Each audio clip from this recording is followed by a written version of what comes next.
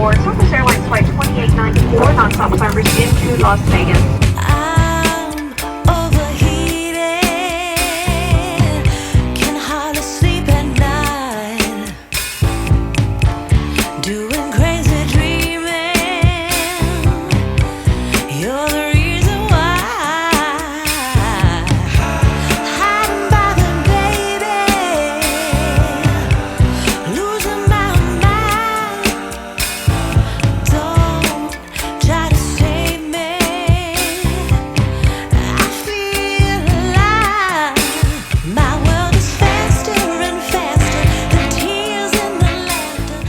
Hello everyone, we're back with another video, and if you can't tell already, we are in Las Vegas.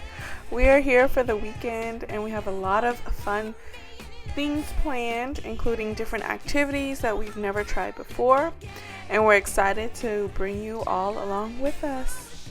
So our flight was pretty early in the morning. Our flight departed at 5 a.m. so we had to get up really early and get to the airport.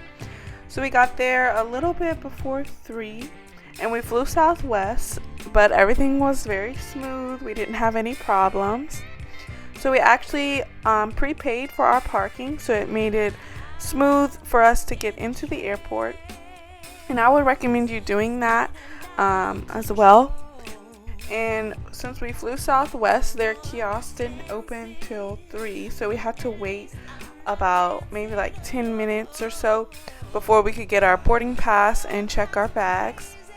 But once we got through that and made it through security and got to our gate, everything was smooth from there. But one thing I did notice was that there were so many dogs in the airport. Now, I haven't flown since the pandemic, so I've been out of traveling for a little while, but I still didn't realize how many people nowadays travel with their dogs. I think I counted maybe like 10 or 11 dogs in the airport like that early in the morning at 3 or 4 o'clock in the morning, and I just found that so surprising. But I guess nowadays more people are traveling with their dogs and it's become easier. But anyways, our flight was about 3 hours and we didn't have any turbulence or anything, but we did have something interesting happen. About 30 minutes prior to us landing, the flight attendants actually came on the announcements and said, "Do we have any medical professionals on board? Firefighters, EMS, doctors, nurses, anybody, please come up to the front." And so we did actually have quite a bit of people who were able to go up to the front. And that's never a good sign for them to ask for this, because one, you're worried about the person, like what's going on, are they okay? And then if we have to divert our plane and land somewhere else, and it's a whole nother situation. Thankfully, the people were okay and we didn't have to divert our flight or land early or anything. There was actually 2 people on our flight with a medical emergencies. Both seemed fine. We asked the flight attendant, they said they were okay. They were going to be fine.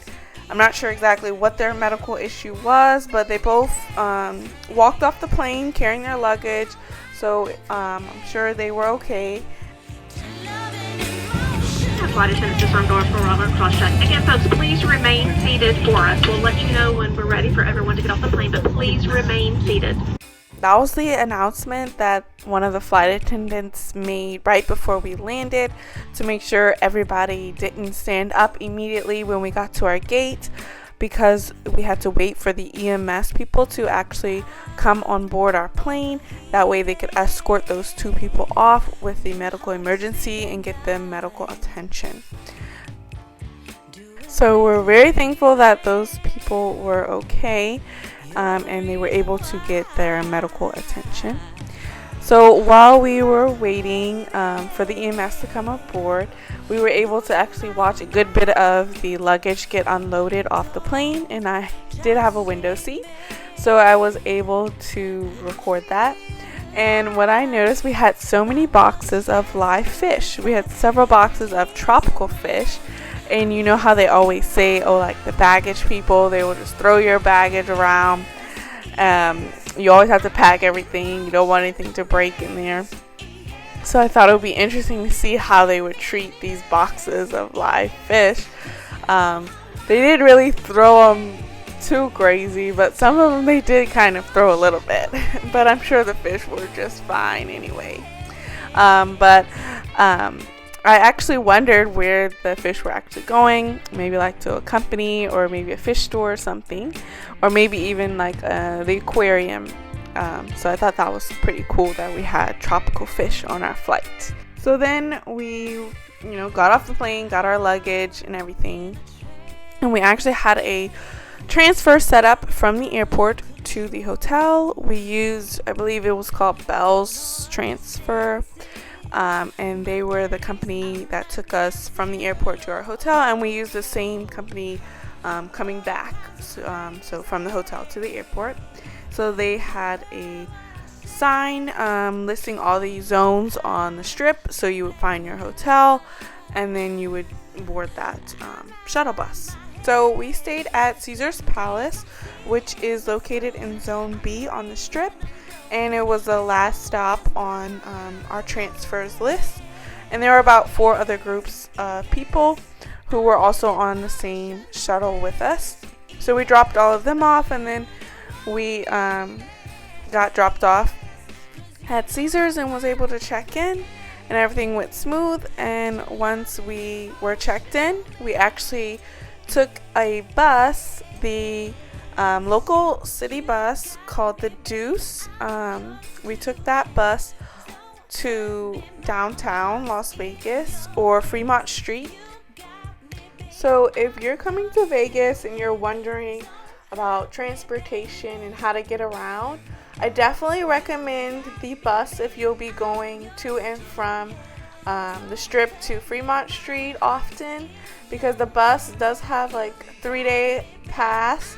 For $20, you get unlimited rides in those 3 days, and that's a lot better than paying an Uber or a Lyft. That's around about $15-16 to get from the strip to Fremont Street. And they do have different apps for you to download as well for riding the bus. So it's called Ride RTC, and that app allows you to purchase your ticket on your phone, so that way when you go on you can just use a mobile ticket. But they also do have the little kiosks at each bus stop for you to buy your tickets there as well. They also have another app called Transit, and that allows you to see where the buses are, and you can type in your destination and see what route or what bus you actually need to get on and how long it's going to take and the different stops on that route.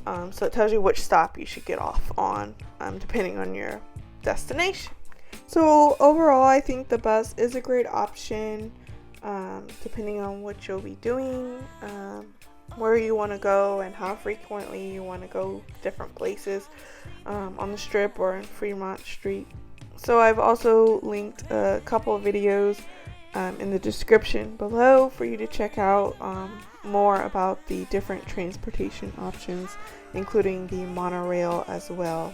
So we just continued to explore Fremont Street a little bit more. There weren't a lot of people there. We did go during the daytime, but we did come back later in the night, and we did a little unique tour of Fremont Street and Las Vegas. So you will want to stick around for that video coming soon. So make sure to subscribe so you don't miss out on that video.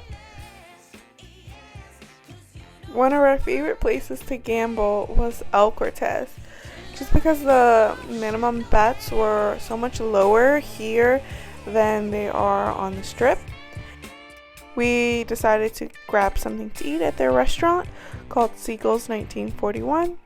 So if you're interested or curious to see what we ordered and our review of their food, please stick around for the next video. You can click right here to watch it.